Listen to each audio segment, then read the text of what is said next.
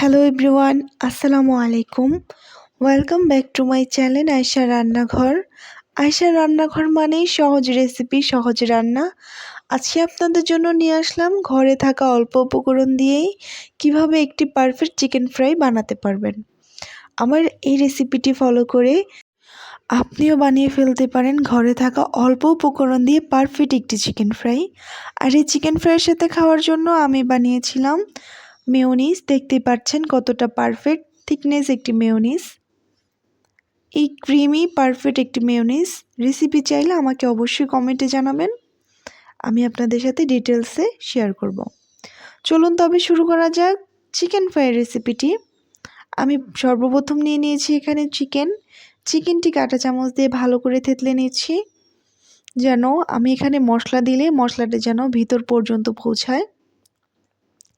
কাঁটা চামচ দিয়ে ভালো করে থেতলানো হয়ে গেলে আমরা এখানে অ্যাড করব গুঁড়ো মশলা। প্রথমেই দিয়ে নিয়েছি মরিচের গুঁড়া, ধনিয়ার গুঁড়া, লবণ, গরম মশলা অল্প পরিমাণের,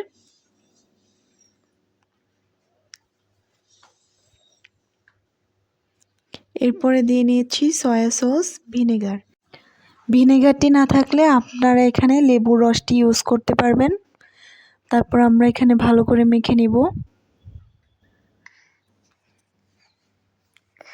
ভালো করে মাখানো হয়ে গেলে আমরা এখানে দিয়ে দিচ্ছি কিছুটা পরিমাণের আদা রসুনের পেস্ট দিয়ে আমরা ভালো করে মেখে নিচ্ছি। মাখানো হয়ে গেলে 30 মিনিটের জন্য রেস্টে রেখে দিব।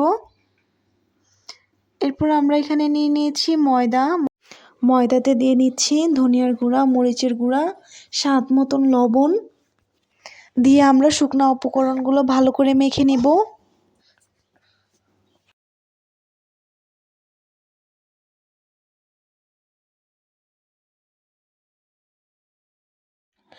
মাখানো হয়ে গেলে আমরা এখানে অল্প অল্প করে পানি অ্যাড করব এবং আলতো হাতে মেখে নেব।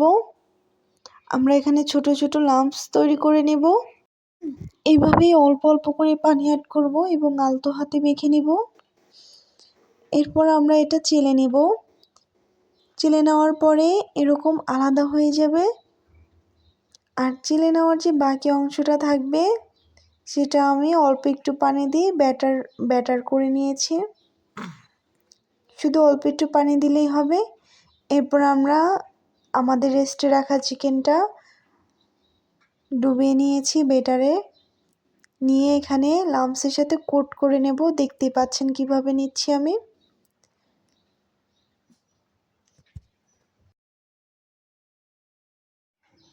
সম্পূর্ণটা ভালো করে কোট করে নিতে হবে।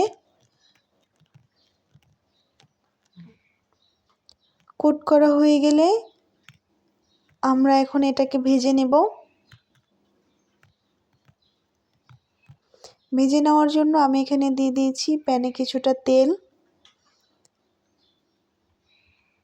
তারপরে দিয়ে দিচ্ছি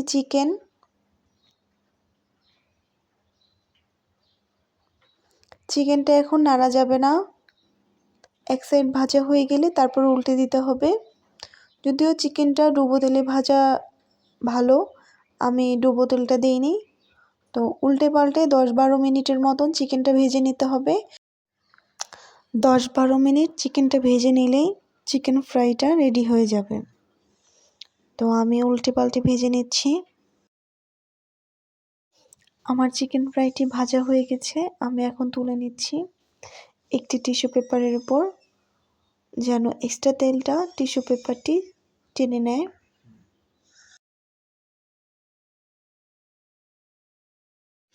এবার পরিবেশনের পালা। আমি এখানে টমেটো কেচাপ এবং হোমমেড মেয়োনিজ দিয়ে পরিবেশন করেছি। এরকম একটি পারফেক্ট থিকনেস ক্রিমি মেয়োনিজের রেসিপি চাইলে আপনারা অবশ্যই কমেন্টে জানাবেন। ভিডিওটি ভালো লেগে থাকলে চ্যানেলটি সাবস্ক্রাইব করবেন, লাইক করবেন এবং কমেন্ট করতে ভুলবেন না। ভালো থাকেন, নেক্সটে আবার দেখা হবে ইনশাআল্লাহ। আল্লাহ হাফিজ।